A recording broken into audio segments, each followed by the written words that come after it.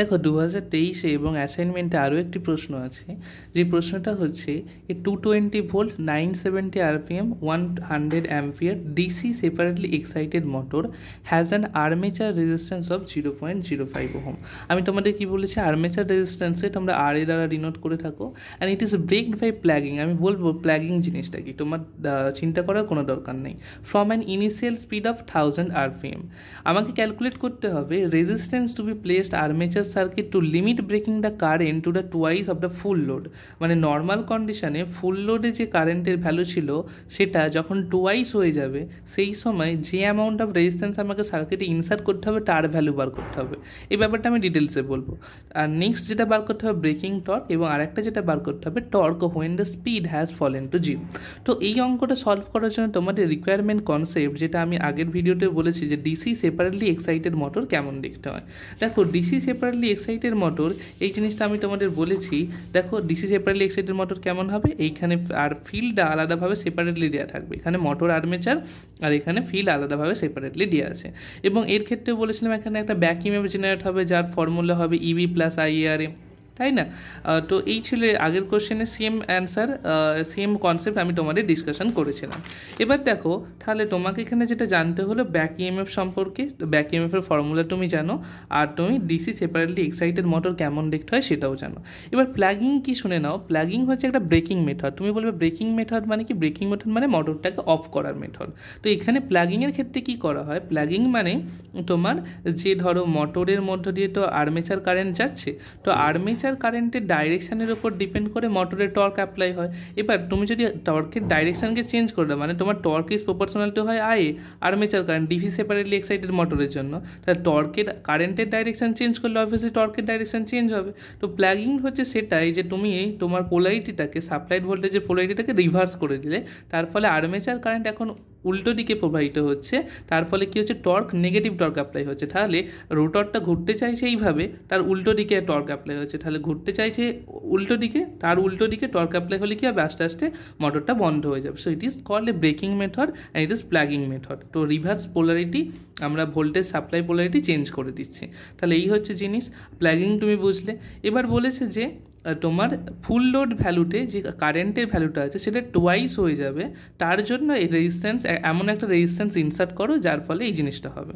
তাহলে রেজিস্ট্যান্স যদি ইনসার্ট করা হয়, তুমি এখন ভাবো যে তোমার নর্মাল কন্ডিশানে ব্যাক ইএমএফ কী ছিল, তোমার ফর্মুলা কী ছিল, V is equal to Eb plus IRa, তাই না? V is equal to Eb plus IRa ছিল। তোমাকে একটা জিনিস মনে রাখতে হবে, প্লাগিং যখন করা হয় তখন ওই যে সাপ্লাইড ভোল্টেজের পোলারিটি চেঞ্জ হওয়ার জন্য ব্যাক ইএমএফ নর্মালি কী করে, এই ভোল্টেজটাকে অপোজ করে, তাই V is equal to Eb plus IRa হচ্ছিল। কিন্তু যখন প্লাগিং হবে তোমার কি হয়, টার্মিনাল ভোল্টেজ মানে এই যে ভি এবং ইবি এটা সেম ডাইরেকশানে কারেন্ট সেন্ড করতে থাকে। তার ফলে কি হবে, তুমি এই জিনিসটাকে নোট করো, during plugging Vt and Eb মানে টার্মিনাল ভোল্টেজ এবং back EMF sense current in same ডাইরেকশনে তোমায় কারেন্ট পাঠায়, then they become additive in nature, তোমাকে অ্যাডিটিভ ইন নেচার হয়ে যায়। তার মানে তোমার সার্কিটে শুধুমাত্র ছিল আরএ আর্মেচার রেজিস্ট্যান্স, তার সাথে তুমি একটা নতুন রেজিস্ট্যান্স তোমাকে ইনসার্ট করতে বলা হয়েছে। ধরো তুমি আরবি রেজিস্ট্যান্স ইনসার্ট করলে, ক্যাপিটাল আরবি। তো এই ইনসার্ট করার ফলে কি হবে, আগের ক্ষেত্রে আর্মেচার শুধুমাত্র ড্রপ কি হচ্ছিল, আইআরএ ড্রপ হচ্ছিল, এখন ড্রপটা কি হবে, আরএ প্লাস আরবি দুজনের ওপর ড্রপ হবে। এবং এখন আফটার প্লাগিং মেথডের পর, মানে এই অঙ্কটা তুমি যখন সলভ করবে তুমি দেখবে প্লাগিং মেথডের পর কি হচ্ছে, আমি কি বললাম, ইবি আর terminal voltage additive in nature হয়ে যায়। তাহলে ইবি প্লাস ভিটি এরা দুজনে মিলে তখন কারেন্ট সেন্ড করবে, কোন কারেন্টটা, আর্মেচার কারেন্ট। এবং এই ড্রপটা কার কার ওপর হবে, আর এ রেজিস্ট্যান্সের ওপর, অ্যাজ ওয়েল অ্যাজ আর বি নতুন রেজিস্ট্যান্স তুমি যেটা ইনসার্ট করেছো সেই রেজিস্ট্যান্সের ওপর। তো আশা করছি এই জিনিসটা তোমার বোঝা গেছে, এবং এখান থেকে আমরা এই ইবি ভিটি সবার ভ্যালু জানার পর আরবির ভ্যালু ইজিলি ক্যালকুলেট করতে পারবো। এটা হলো প্রথম কন্ডিশন, আমি তোমাকে অ্যান্সারটা এক্ষুনি বুঝিয়ে দিচ্ছি। নেক্সট দেখো ব্রেকিং টর্ক। ব্রেকিং টর্কের ক্ষেত্রে তোমাকে যেটা জানতে হবে, ফর্মুলা জানতে হবে। তুমি জানো পাওয়ার ইজ ইকুয়াল টু কী হয়, টর্ক ইন্টু ওমেগা, যেখানে ওমেগা ছিল অ্যাঙ্গুলার ভেলোসিটি।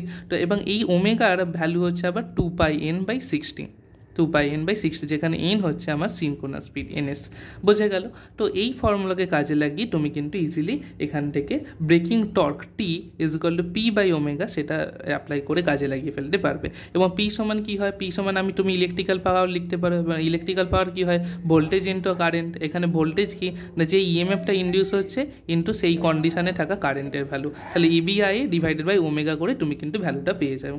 আর থার্ড কন্ডিশনে দেখো torque when speed has fallen to 0।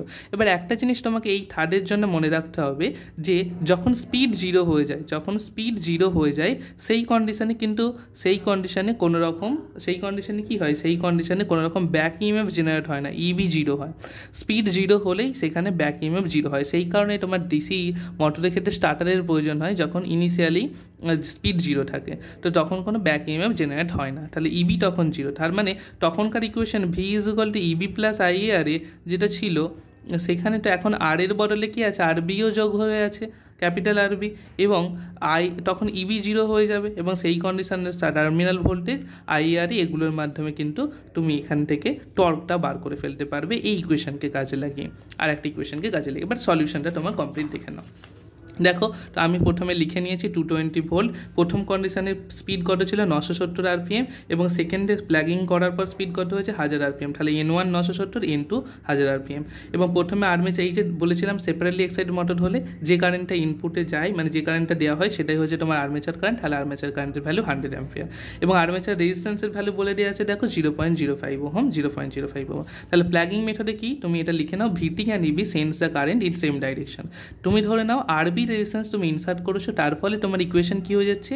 V + EB2 মানে টার্মিনাল ভোল্টেজ প্লাস এই কন্ডিশনের ব্যাক ইএমএফ। আমি ধরে নিচ্ছি প্লাগিং করার কন্ডিশনটা হচ্ছে সেকেন্ড কন্ডিশন, কারণ প্রথম কন্ডিশনে তুমি এখানে N1 স্পিড আলাদা ছিল, এখানে ব্যাক ইএমএফ আলাদা জেনারেট হবে, ঠিক আছে। তাহলে সেকেন্ড কন্ডিশনে প্লাগিংয়ের পর ব্যাক ইএমএফ যেটা, সেটাকে EB2 ধরলাম, সেটা কি হবে?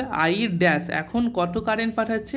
দেখো তোমাকে বলে দেওয়া আছে current to the twice value of the full load. তাহলে নর্মাল কন্ডিশনে যদি আর্মেচার কারেন্ট IA হয়, তাহলে I ড্যাশ কত হয়ে যাবে? 2 টাইমস IA, তাহলে সেটা, এবং কার ওপর ড্রপ হচ্ছে? RA armature resistance as well as যে রেজিস্ট্যান্সে তুমি ইনসার্ট করেছো। তাহলে এই ইকুয়েশন লেখার পর তোমার কি চাই? দেখো সাপ্লাইড ভোল্টেজ তুমি জানো 220 ভোল্ট, কিন্তু EB2টা জানো না।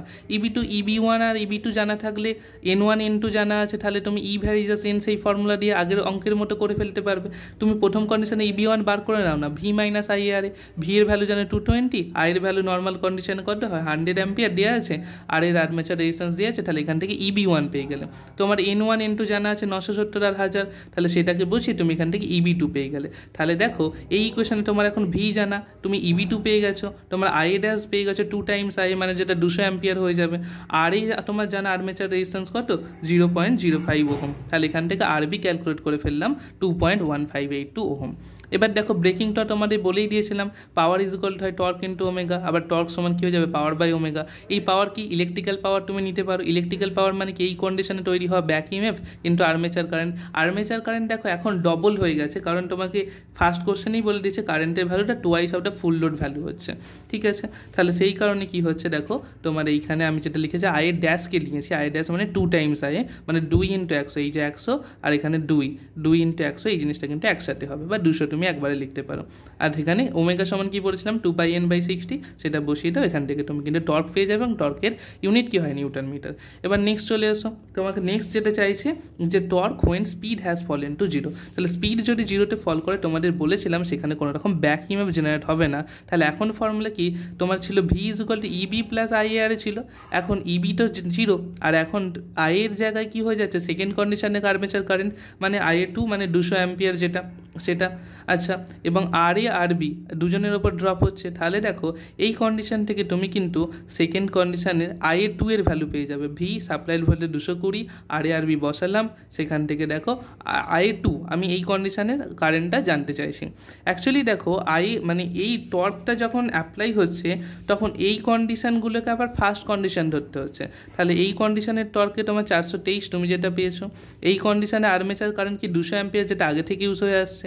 এই কন্ডিশনের টর্কটা তোমার জানা নেই, তোমার IA2টাও জানা নেই, কিন্তু তুমি জানো ডিসি সেপারেটলি এক্সাইটেড মোটরের ক্ষেত্রে torque is proportional to IA। তাহলে এখান থেকে যদি তুমি IA2 পেয়ে যাও, তাহলে তুমি T2 পেয়ে যাবে, টর্ক 2 পেয়ে যাবে, যেটা তোমার চাইছে, যে torque when speed fall into 0 তখন তোমার টর্ক চাইছে। তাহলে দেখো আমি কি করলাম, IA1 আর এটাকে কাজে লাগালাম এবং শেষ কন্ডিশনে যেহেতু ব্যাক ইএমএফ জেনারেট হয় না, তাহলে V = IA2, মানে এই লাস্ট কন্ডিশনে যখন স্পিড ফল ইনটু 0 হয়ে গেছে, এটা তুমি IA3ও লিখতে পারো অ্যাকচুয়ালি, এটাকে ওই জন্য আমি IA' লিখেছিলাম সেকেন্ড কন্ডিশনে, আর থার্ডটাকে আমি IA2 লিখছি, তো এটাকে তুমি IA3ও লিখে দিতে পারো, IA3। তো IA3 তুমি এখান থেকে থার্ড কন্ডিশনের পেয়ে গেলে এখান থেকে 99.63 অ্যাম্পিয়ার। সো সেটাকে বসিয়ে T1/T2 = I1/I2 করলে এখান থেকে তুমি T2 পেয়ে যাবে 210.86 নিউটন মিটার। তো আশা করছি তোমরা এই জিনিসটা বুঝতে পেরেছো। Thank you.